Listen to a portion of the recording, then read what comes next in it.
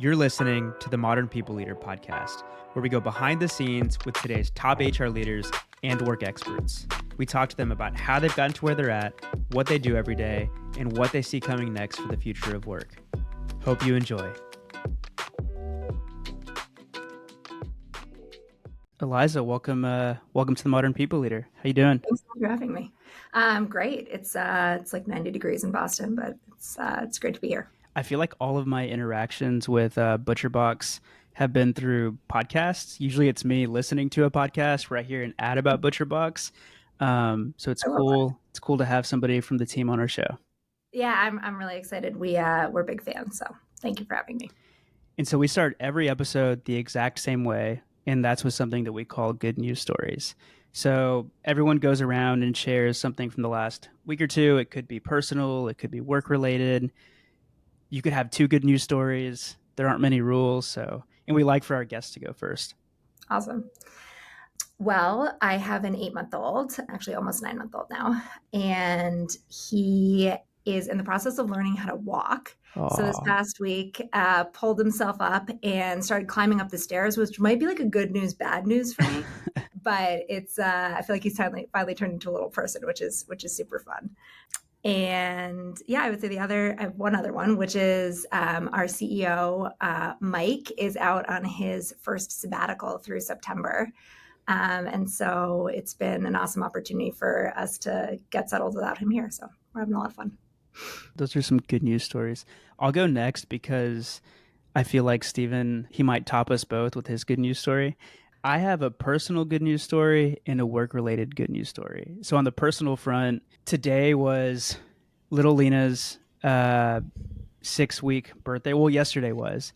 And we decided to get her vaccines, or her first round of vaccines, a couple weeks early. And so today she got 3 little pricks, and they give like the one by the mouth that's like the live virus. And now we can get out and about, and we don't have to be holed up in the house anymore. We can go to some of our more chill restaurants and, start taking her to people's houses. So I'm excited for that. And then on the work front, we are like inches away from closing our first true enterprise sponsorship. I won't. Well, you know what? Knocking this is wood. Big reveal. I'll knock on wood, and this probably won't go live until sometime in August. So it should be okay, and they should be a client by then. But Deloitte's going to be, they're going to be a sponsor of they're going to be a long-term partner of the podcast, and I'm very excited. We've been working very closely with Kyle over there on the Deloitte team, and we've met him a handful of times, and so we're both really excited about that. That's awesome. We are super excited. I usually double up with work and personal. That's my favorite combo. But today I'm going to go with personal. So my first good news, this one I've shared, I'm getting married on Sunday, and it is going to be a small wedding, 24 people in Costa Rica. We're getting married in the Cloud Forest, which is a special place to me and my daughters. We went on vacation pre-COVID like 3 times, and we did the same thing. And we've actually designed, so it's like a choose your own adventure wedding. And the wedding is at like the beginning. So next Sunday we'll be married, and that's like the end of phase 1. We lose a few people and carry on to phase 2, which is we go from the cloud forest to the rainforest, and there's like a volcano in the mix, and that is phase 2. And then we lose a few more people, and then we head to the beach for the last segment. It's about 2 weeks all in. So man, I am super ready, already packed. Like, I'm ready to go. Like, put me in. I'm ready to do this, and I'm super excited. And yeah, it's just been cool to kind of re-experience this journey. So the second piece of my good news I haven't shared really with very many people outside of my family, and that is we're also expecting a baby. So Sarah is going to be a pregnant bride, and this is all by design. I think I've told the story on the podcast earlier this year. She was like, I want to get married. This is like our goal planning conversation. She's like, I want to get married, have a kid, and buy a house. And I was like, are you freaking kidding me? No, like that. No, one of those things can lead to divorce. Like we gotta okay, let's do 2 out of the 3. And so she chose I think wedding you and originally baby. said, let's do 1 out of the 3. I did. Right? Let's be honest. Correct. Let's be honest. I anchored low at 1, and then she got me up to 2. And so this is all by design. Super excited. We'll share more. There's going to be a big reveal at the wedding. I think, where we ended up is like the wedding cake is going to have blue or pink coloring. And that's how people are going to learn what the gender of our baby is. So that's my good news story. I know this isn't the Steven Show. This is Modern People Leader, and we're here to talk about Eliza, but just wanted to share that with y'all. I felt like this was the time. So that's why we saved you for last. Yeah. Well, yeah, that's hard to top. Yeah. It's like really, really hard to top. I think it was a smart one to put me last. And so, Eliza, you've had such an interesting career journey, starting your career at a charter school and now building, people and ops at a $500 million company. Walk us through your story. I call this the Brene Brown question. Like, tell us your story. How'd you go from education to helping scale ButcherBox? In our recent episode with Helen Russell, the Chief People Officer at HubSpot, she said something that really stuck with me. We're in this wild, wild west moment in HR tech. Teams are testing tools, experimenting with AI, and all of it's happening at lightning speed. But the real problem, most HR tools out there are clunky, outdated, and frustrating. They're stuck in 2019, and they just don't support HR's role as the driver of team performance and engagement. That's why I'm excited about Workleap. It's a simple, AI-powered talent management platform that keeps performance moving with one continuous rhythm of pull surveys, recognition, and performance reviews. No spreadsheet limbo, no year-end memory tests, just the right conversations happening at the right time. And it actually works with the stack that you already have. Slack, Teams, your HRIS. You get value from day one. If you want to see what modern HR tools can unlock for your team, just head to workleap.com and book a demo. And if you want to get 10% off, don't forget to select the Modern People Leader when they ask how you heard about them. Yeah, I actually started my career as a financial analyst in New York. And I remember thinking a couple years in, this cannot be what work is for the next 40 years. And that is no shade to the profession. I was just like, this is not it for me. So I took a really hard pivot. I was a kindergarten teacher in Brownsville, Brooklyn at Uncommon Schools, and ended up spending the next decade with that organization, both in New York and in Boston, building and scaling schools. And once we were pretty stabilized, I was like sort of looking for the next thing. I've been there 10 years and I was assumed I'd stay in youth services. And a good friend and mentor told me, she was like, no, what you love are scalable operations. And so that's what brought me to startups. That's what brought me to ButcherBox. And she was totally right. I love sort of like the adrenaline and insanity that comes with building and scaling operations at companies. And so I know what ButcherBox does because I listen to so many podcasts, and I feel like y'all are, I feel like it's like, what's the little like green drink that you can take? Oh, I should know because of the podcast ads. But anyways, I feel like ButcherBox and that one are the ones that I think of immediately. And I've always wanted to try it. So maybe you can hook us up with like a discount or something. For sure. But yeah, tell us a little bit more about ButcherBox. Yeah. So ButcherBox is a direct-to-consumer meat brand. We're a subscription model, and we aim to deliver high-quality, humanely raised, and responsibly sourced seafood and meat directly to consumers. And so what that means really is that our differentiation is around meat quality and sourcing, specifically that all of our products are animal welfare certified and that we're the largest B Corp meat brand. And so there's one part that's about scale and bringing better meat and seafood to every table. And then there's the other part, which is really around like disrupting the meat and seafood industry. No, you were perfect. I'm going to start over though, because I'm having problems with Riverside. The picture, so there's like a picture in picture feature and it like crashes. So not for me, it just crashed. So if it looked like I was trying to like I was like waiting for my Riverside to come back up. So we're good. I'm gonna go straight into the next question. So okay, cool. One thing we've heard from your team is that you're incredibly passionate about operations. I feel like that is not said about everyone. So I'm curious, but you're not just passionate about operations for efficiency's sake. You actually use ops as a way to protect culture. And so when I saw that as part of kind of the prep notes for this conversation, I was like, I don't think we've ever talked about how operations can protect culture. So like, how do you bring structure to the startup environment? You said like fast paced, I think were part of the words you used earlier. A founder led organization like ButcherBox, like founder led orgs are also unique, from a cultural standpoint, but also operations tend to look a little different than a big machine. So, how do you balance that like uniqueness of a founder led brand with the modern demands of a business operations? Yeah, totally.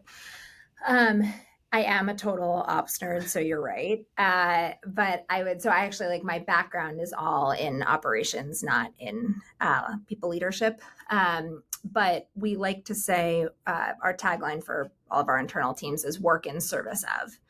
And so I like to think about operations as in service of the people and in service of the business. And so to me, what that means is first and foremost, you have to have the relationships. I think if you don't know the business well and you don't know your people well, you can come in and put a lot of process in that is like red tape, very bureaucratic, slows things down. And to me, that's not the purpose of operations.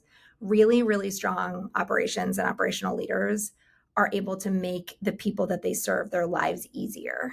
And so like meeting them where they are, understanding what problems they're trying to solve, and then putting enough process in place that it makes it faster and simpler for them. That to me is the main goal. And so that in service of component is something you hear a lot here. So not process for process sake, but process in service of our people. So as somebody that is an ops nerd, has an ops background, when you join a company like ButcherBox, like what's your lens of the company? Like, what are things that you're probably noticing that, somebody that doesn't have an ops background wouldn't notice immediately? And how are you doing like an analysis of what processes need to be improved and like the current state of operations at the business? Yeah, I think ButcherBox is a really, really unique culture. People here are incredibly close, very values aligned. And so I would say in doing that exercise, when I started, really starting by getting to know each of the folks on the ground and like understanding their business units, the way the business units fit together, was incredibly important, because you can come in and say like, okay, these are the 10 HR processes you need, but if you don't understand the context, it's probably not going to stick. So I first came in as the VP of people operations. And so I started there really. There was very little process in terms of anything people related. So, things like end of year reviews, that sort of stuff, like just took people a really, really long time. And that makes sense because the business grew astronomically over the first couple of years. And so they were just trying to keep their feet underneath them as they grew. And so the systems that they had didn't scale with how quickly the business did. So we started like in locus of control in our own team and like slowly iterated from there. And in my role now, business operations and a couple other teams sit underneath me. And now we're really starting to work through like each of the teams and their processes and like getting better alignment. So I would say started really small and then kind of like increased our locus of control as we went. And that to me is like how you get proof of concept and people are bought into it. Then they start to trust you that you're not just going to make them follow a lot of instructions that will make their lives easier. And so we also heard that you stood up a business operations team, like, a broader function than just like a people operations team. And that's had a huge impact. And so what led to that decision? How does the team work with, others across the org? What does collaboration look like across the company?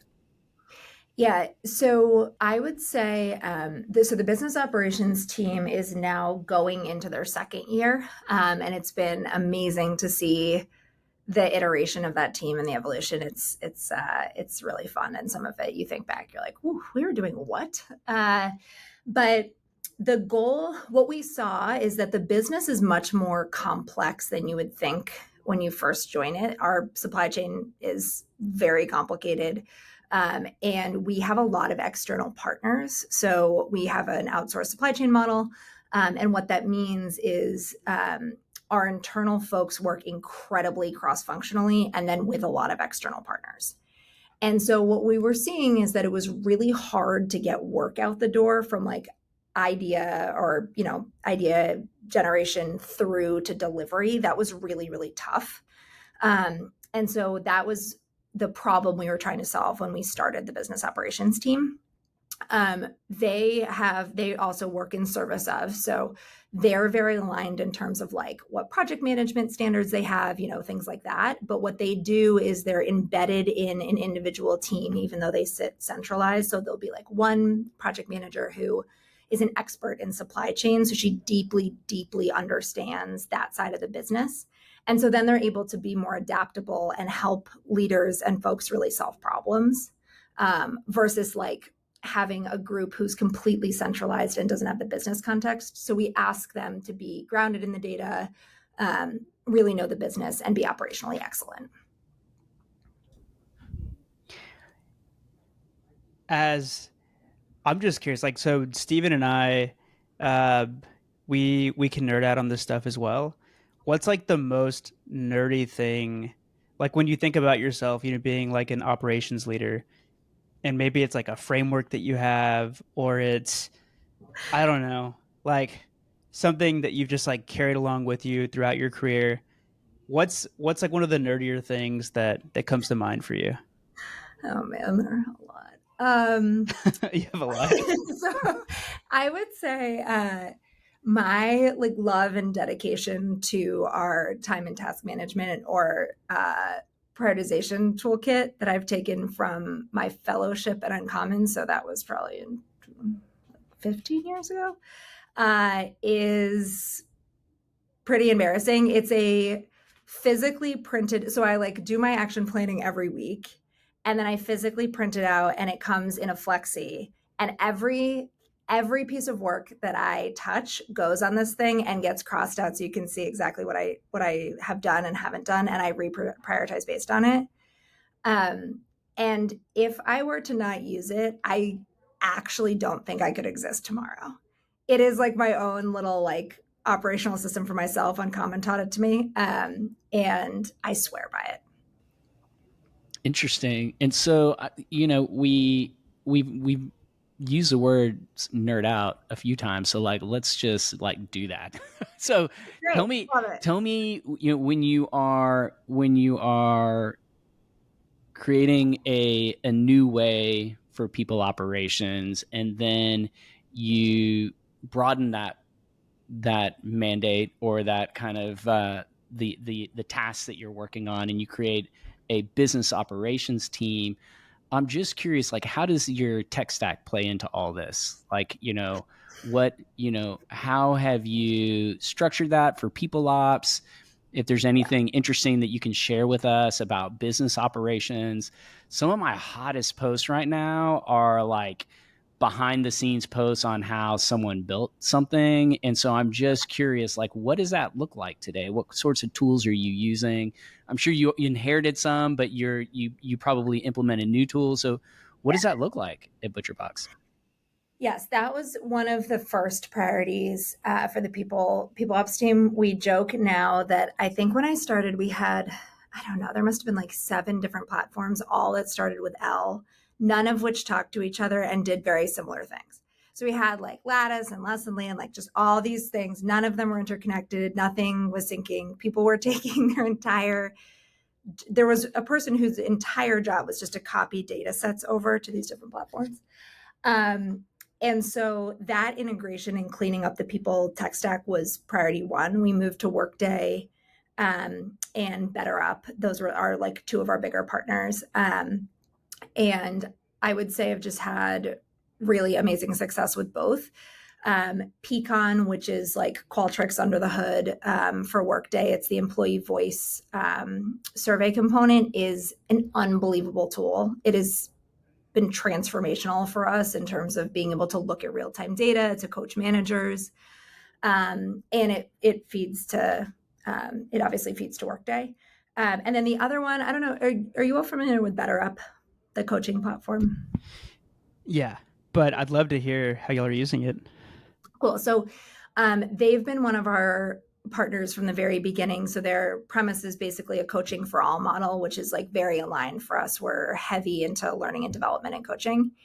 And what's amazing about them, in addition to the wide variety of coaches that they have, is their people analytics dashboard and their insights and actions associated with it are fantastic. So that really drives mindsets, behaviors, understanding like how to coach around culture. And so the combination that also feeds into Workday.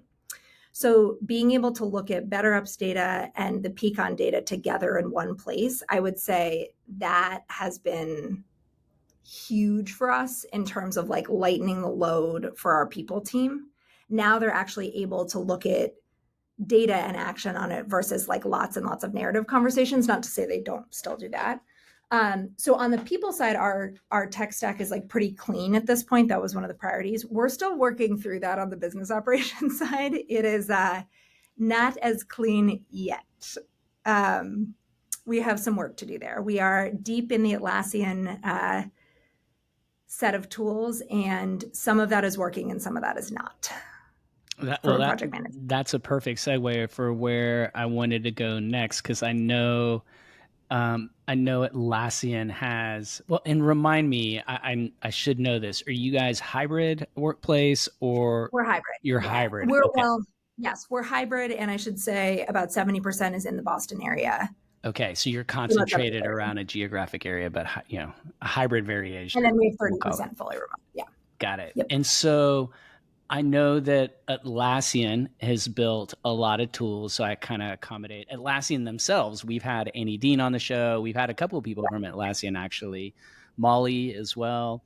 And so, when it comes to hybrid, I want to, I'm curious, like, where are you guys at with, managing some of those challenges, and, some of the things that, that come to mind. Like we just had a virtual session, an MPL Live virtual session, where we dug into the topic of connection. We used to always talk about connection. We rarely do anymore.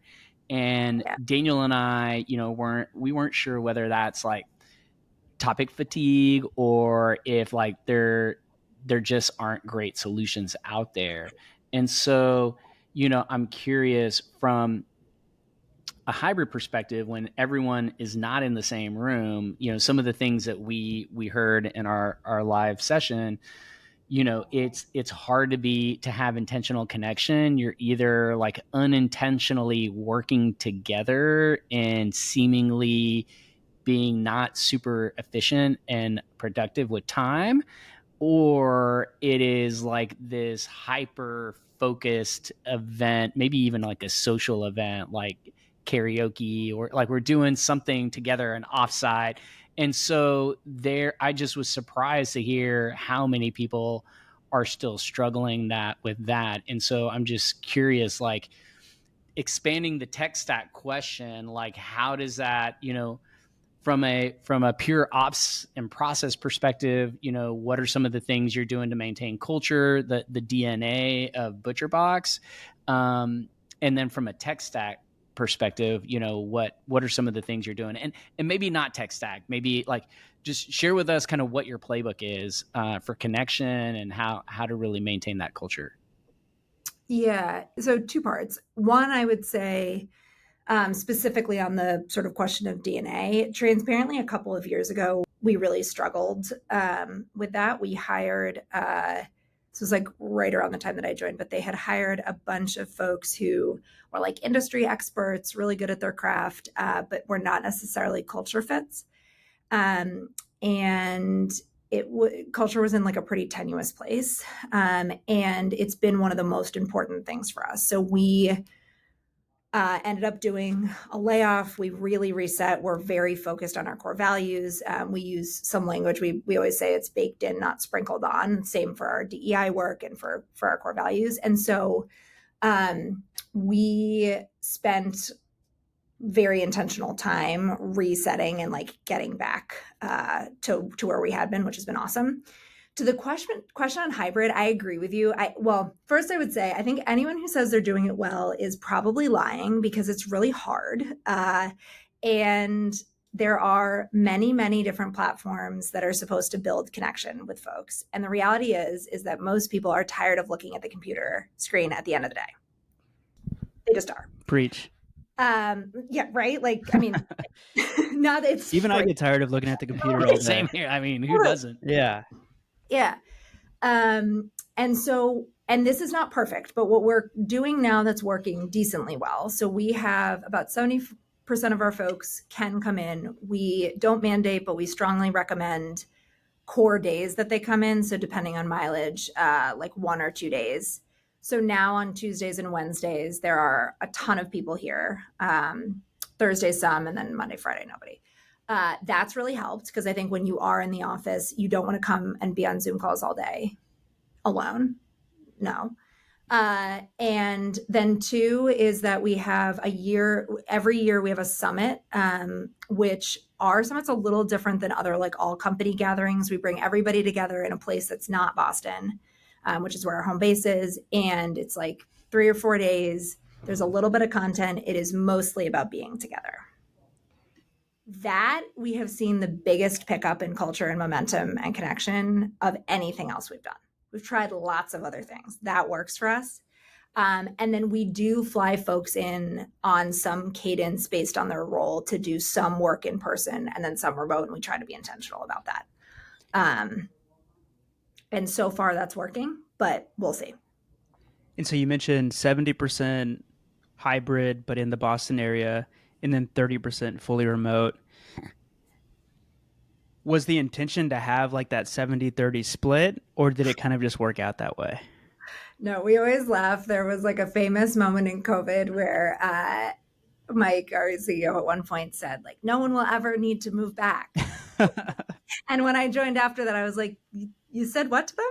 What do you mean? So ButcherBox had, prior to COVID, a very, very in-person culture. Like, people are very close friends. There's a softball team. They have drinks after work. Like, people are just very close.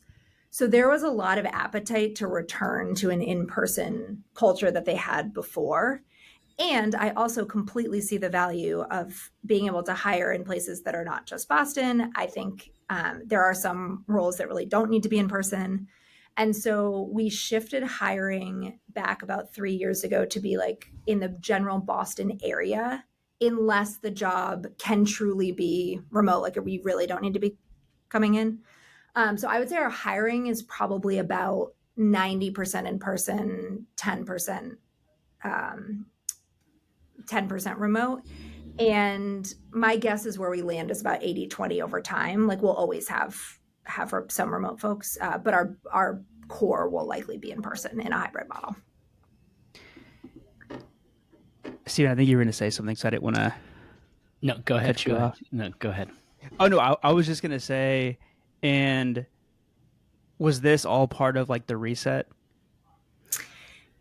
Yes, it was. I would say the other piece of this is that we had moved into a very large office that we had signed a lease on prior to COVID that we're doing a big build out on, when we thought the company would be 1,000 people. We've since changed strategy. So that's not like, we're not aiming for that. We like the size we're at now.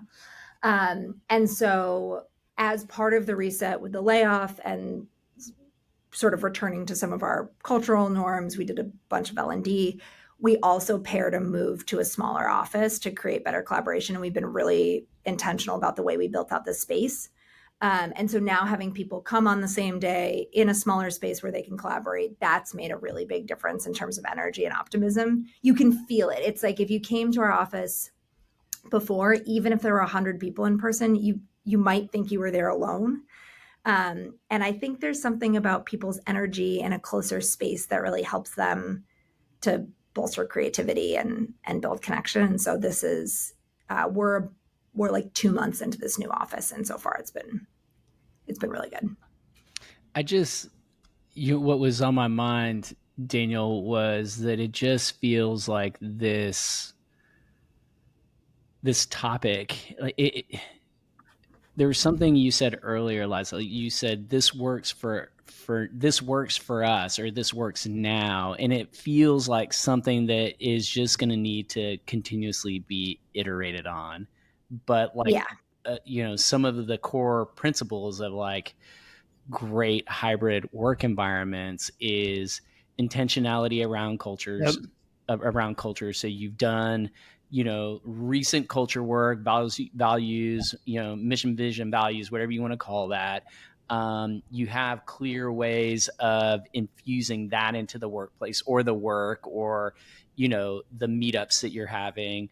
There are meetups. There is dedicated connection time, and I love the kind of focused hybrid approach where it's like around the greater Boston area, because it increases the likelihood of when you do ask for people to come into the office, that you're actually going to get like the critical mass you're looking for, because I do think as humans we need that and we want it.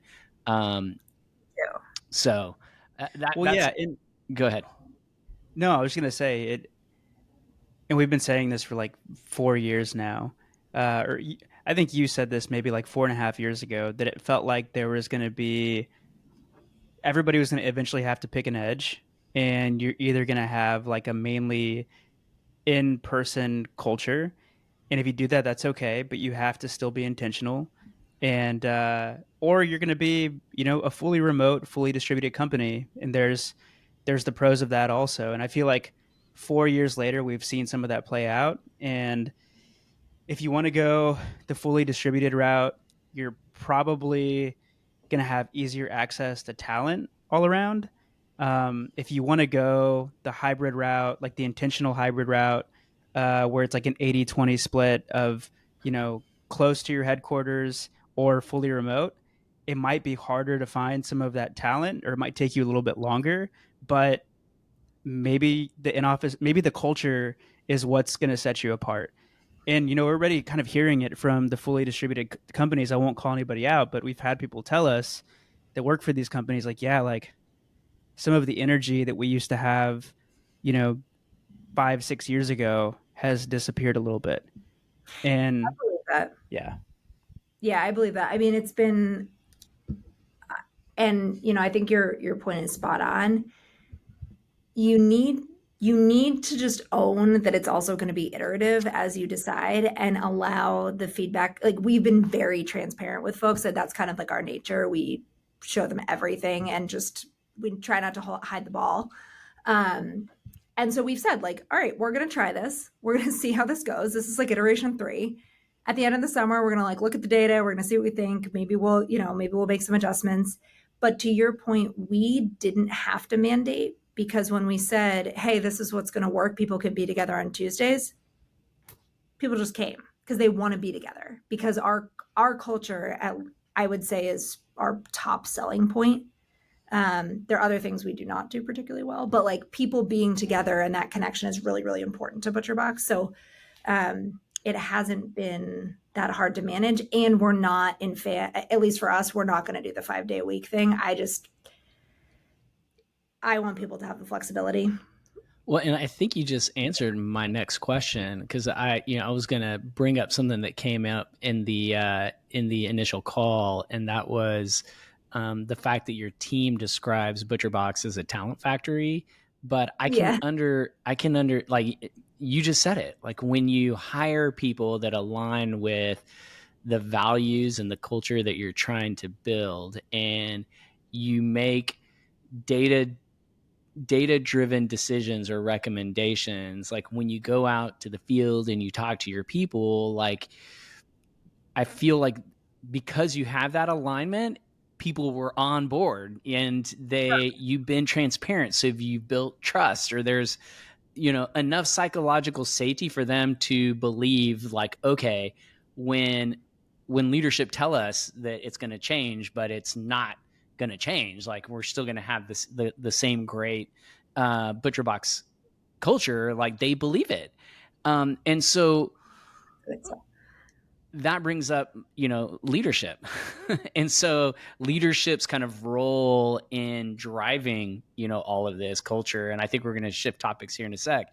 But, to wrap things up on this culture discussion, like what does the mindset look like of a leader that creates a talent factory like what's been created at ButcherBox? Like, how are they acting day in, day out, when it comes to helping people grow, helping people evolve at the company? Like, what are, describe to us like how your leadership, because I think part of the issue, like going back to hybrid, is I think we have a massive leadership problem in the corporate world. And so sometimes it feels like we've forgotten what good leadership looks like. And so this may sound like a dumb question, but I'm like, tell us, what does good leadership look like, and how are they able to create this talent factory kind of mentality or culture where it just, it creates itself? Yeah, we've talked a lot about this over the last couple of years, because I also think that what we're asking of leaders has drastically shifted over the last couple of years, right? Like people's ability. I remember there was a data point from BetterUp where they showed us like what people wanted from their manager 6 years ago. And it was about task completion and clarity of work, whatever else. And then they showed like, what do people want from their manager today? And it's about vulnerability. It's about curiosity. They want to feel known. They want to feel seen. That's a very different skill set. And I think people are really struggling to figure out how to lead. And so for us, we have really doubled down on the mindset pieces. Things are shifting. Rate of change and consistency of change is just going to stay. That's where we are. And so a lot of our training and coaching is geared towards mindsets around openness to feedback, to curiosity, willingness to learn, or growth mindset, learning how to lean into ambiguity and to lead. And so we do a combination of all of our leaders have one-on-one coaches that they meet with, either through BetterUp or through sort of like our own coach base. And then they also do a learning and development series where they're learning skills like problem solving and like how to lead with optimism, but all very mindset based. Not to say that the technical skills aren't important, they are, but I think people's resilience and optimism is really needed now and will continue. And I think that's hard on leaders. Speaking of optimism, we've recorded like 8 episodes in the last couple of weeks. It was with Helen Russell. We talked to Helen Russell, and she was talking about HubSpot's focus on belonging and how it's belonging and trust, I think, were the two things we talked about, and how it's hard to foster an environment where people feel like they belong, they feel like they can trust the company, at the same time that the company is becoming more performance driven and everybody's expected to do more, because now everybody has a superpower that we didn't have a couple of years ago, or maybe we did to a certain extent, but it feels like it's just like getting better and better and easier to use every day. Yeah. And on top of that, there's like this fear or anxiety around AI. I think a lot of times when people hear that we need to focus on AI, part of what they're hearing is like we need to figure out like how we can do as much as possible without having to hire more people, or potentially like letting some people go. And so that's been something that's top of mind for us the last couple of weeks. and I know that AI is something that is, you know, front of mind for you as well, and that ButcherBox has actually created an AI task force. And so I know I just kind of like, you know, threw a lot at you, but what are your thoughts? What's your reaction? Does any of that resonate? Totally. I mean, I think, one, I think it just, that goes back to the mindset piece.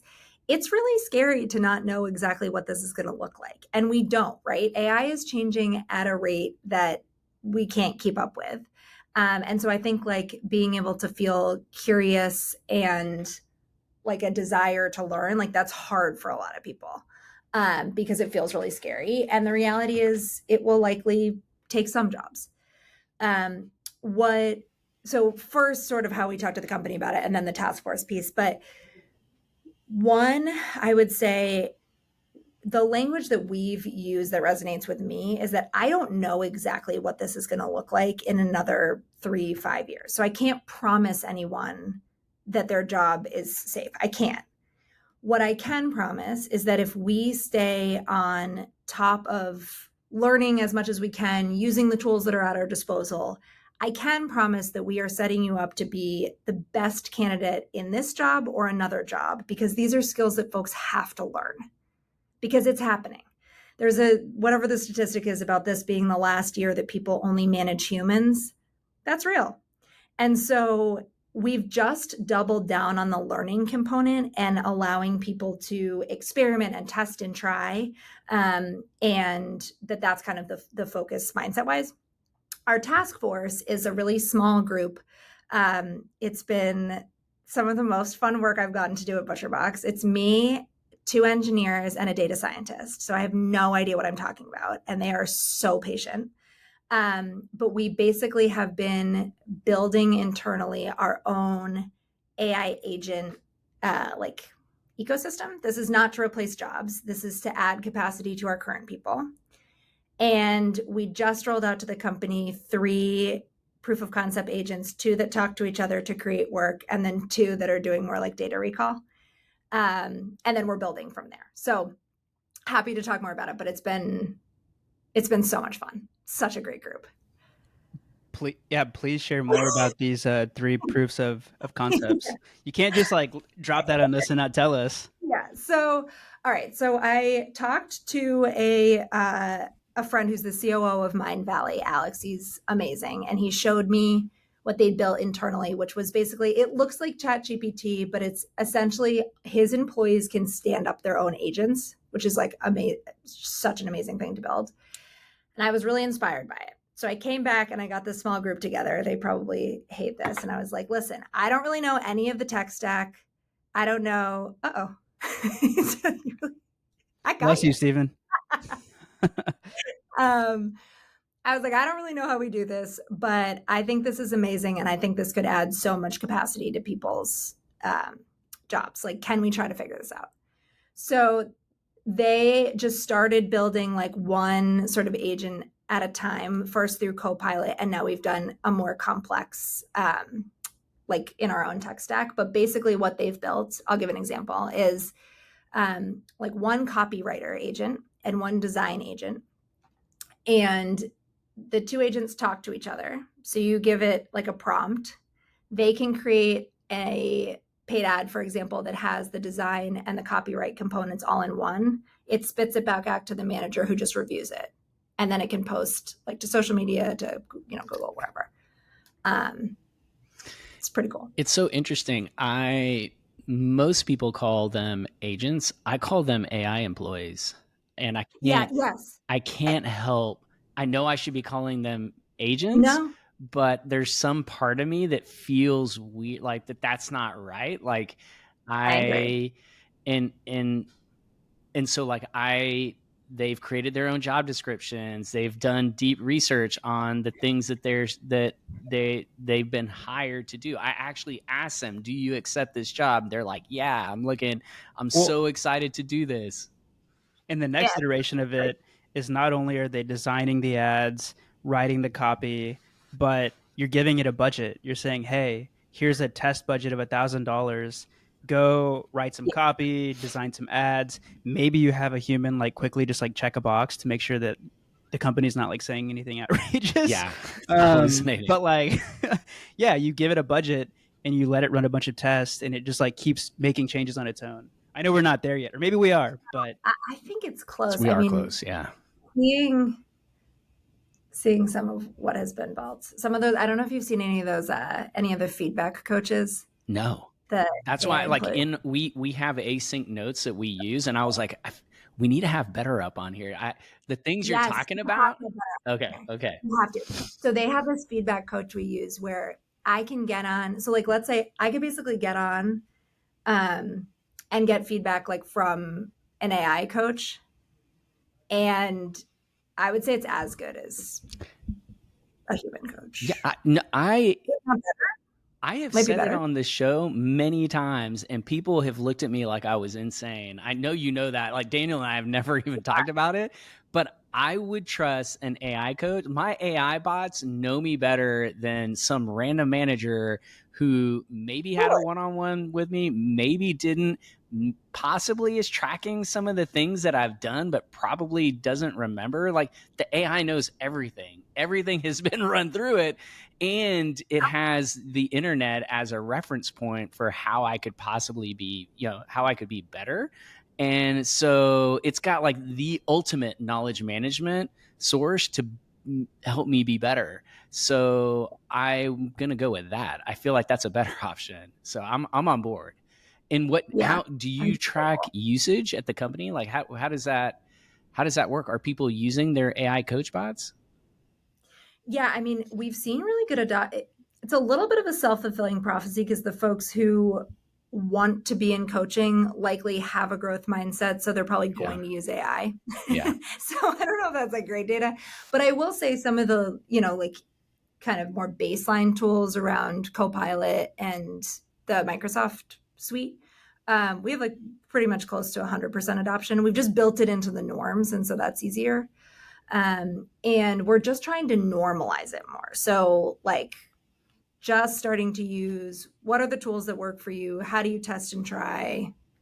We've been pulling that through for the last, I would say like 6 months, and adoption is way better than it used to be. Our coaching data is slightly skewed because it's all folks who are interested in it, but I believe it. And we're not quite out of time, but we're getting close on time, and we're kind of off script here. So I'm just going to keep going down that path. This is our favorite path. So like if there's one thing that, what's one thing that has in the last, few weeks blown you away, in operations or Gen AI, or maybe a use case that the team is like ideating on? Like it doesn't even have to be in production, but like what is one thing that, pops to mind, like everyone else needs it, all the Modern People Leader listeners need to know about this thing? All right, I'm like gonna do sort of a cheat answer on this because I'm also gonna plug someone that I think you should have on this podcast. Yes. So I have been an avid follower of Tracy Franklin, who is the Chief People and Digital Officer of Moderna. Like obsessed. We don't know each other, just to be clear. So I can't. But the work that she is doing is mind-blowing to me. And I think actually just to start with her title is what I find so powerful. So she's a Chief People and Digital Officer, which is relatively unusual. And her leadership in some of the use cases they're showing, and I'll give an example of one, is really rethinking the Chief People Officer role to be about people and technology as one. And so I think to your point around AI being employees versus bots, like this is really like it gets at that mindset that technology and people have to be under one umbrella, and that it is one concept that we're working on. They are not separate. That is, to me, such a powerful way to think about the future. And there's a clip of hers that I watched recently where she is using an AI coach to help her anticipate the reaction that an employee is going to have in a difficult conversation. She role plays it and then has the conversation. So it's like she gives it the scenario, Then she's like, all right, the AI coach is basically like, here are the 3 different ways they could respond. She then practices it, gets feedback, and then goes and has the conversation. That is amazing. That is so amazing. Cool, right? Yeah, I mean, here to pile on to this, I was having a conversation with because I've been talking to a lot of different people about this topic, and someone mentioned to me the notion that like the Moderna, I think it was Moderna that have integrated HR and IT. Yes. That the premise that I got laid off in November 2022, and I just remember having so many mixed emotions. I was sad, I was embarrassed, but I was also relieved. One moment, asking my wife if I should quit my job and try to make MPL work, and the next day, that decision's being made for me. And I'm lucky. Most people don't have a passion project to fall back on like the MPL. And it's terrifying and confusing trying to navigate your next steps after something like a layoff.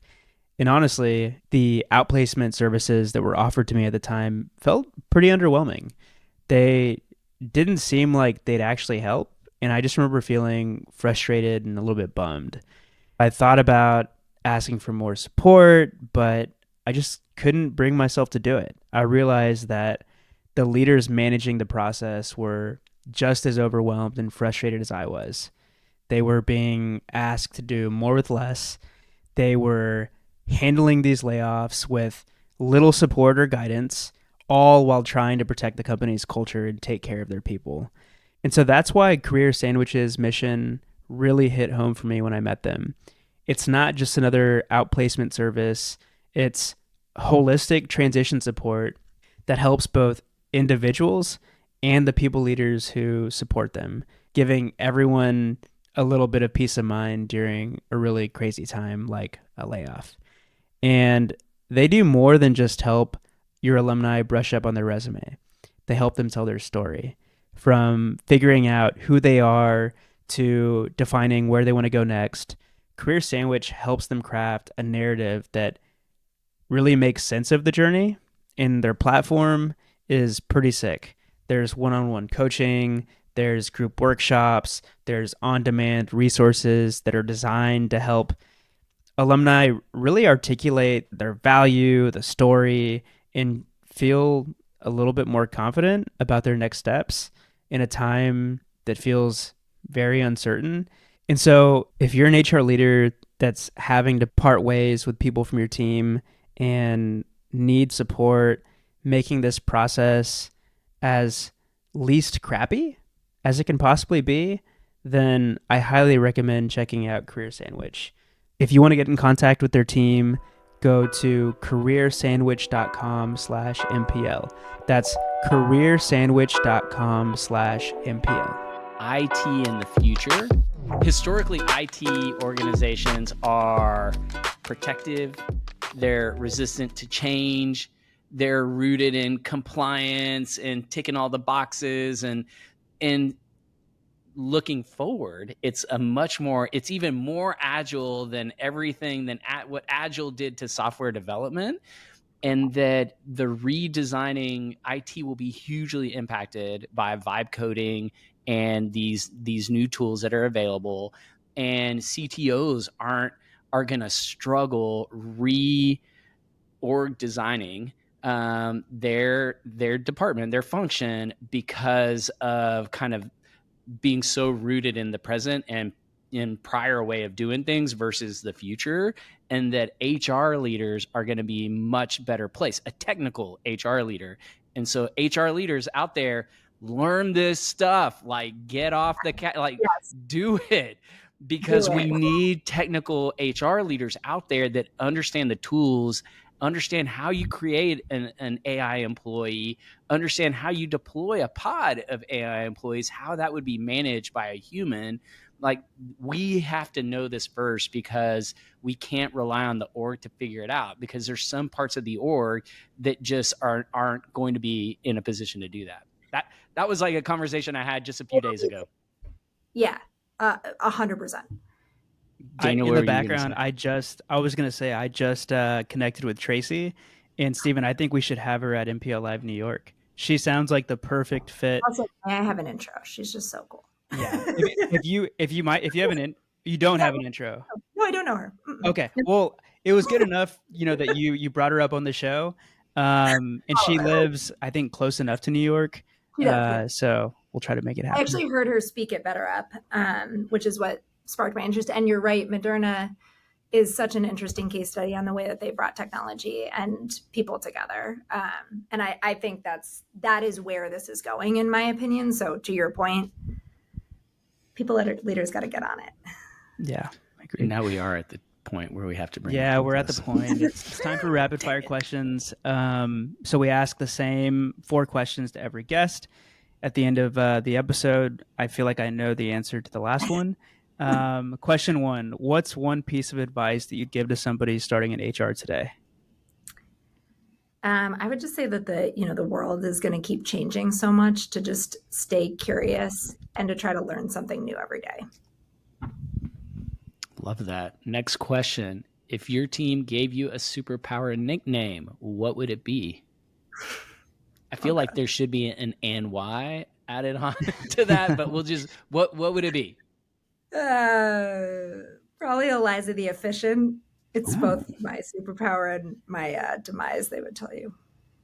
Yeah, you gotta share the your daily prioritization tool. I can't remember what you called it, but I feel like Steven and I have a digital version of that. Yeah.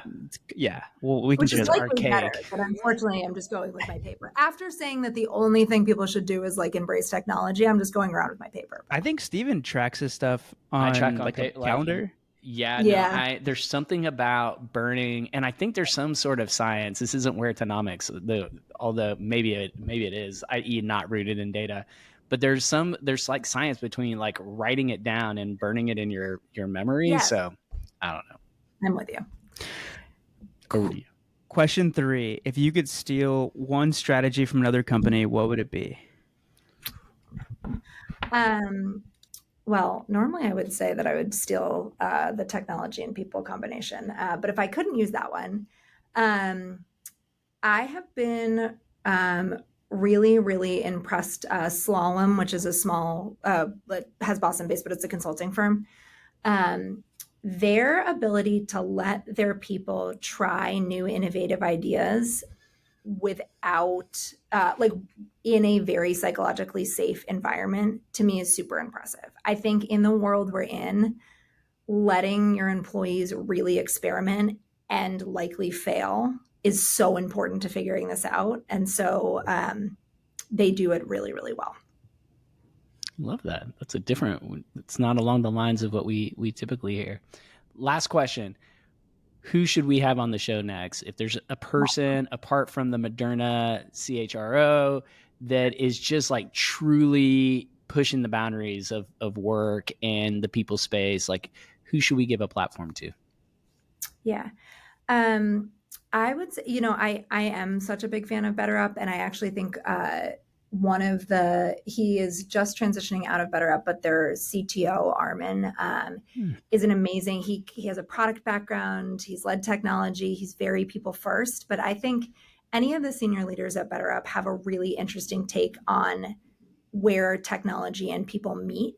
And I would say secondarily, their data set around the condition of humans in work is so powerful. So Gabriella from their BetterUp Labs would be another great one. Gabriella, got it. She's great. Got some good recommendations. I'm okay, happy. And our last tradition of the show is one word or phrase close, and it could just be anything that's come into your mind. So one word or a few. Inflection point. All I can think about is Moderna, because I really want Tracy Franklin on the show. So I'm going to say Moderna. I'm going to say baby. It's shit. I probably should have asked my fiance that I could share this on the pod, but here we are. We're having a baby, y'all.